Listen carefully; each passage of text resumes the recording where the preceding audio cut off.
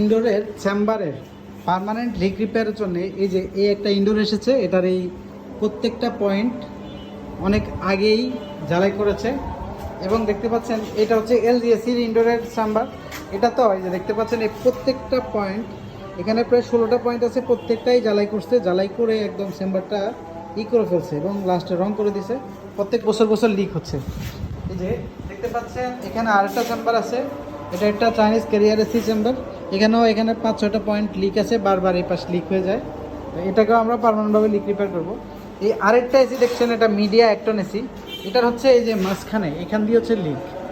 তো এরকম অবস্থায় মাঝখান দিয়ে যদি লিক হয়, আমরা সেক্ষেত্রে এই মাঝখান দিয়ে কেটে এখানে লিক রিপেয়ার করি না, এই মাথা এবং এই মাথা কেটে এটার ভিতরে নতুন পাইপ ঢুকিয়ে দিয়ে আবার নতুন ব্যান্ড লাগিয়ে এভাবে লাগিয়ে তারপরে কমপ্লিট করি।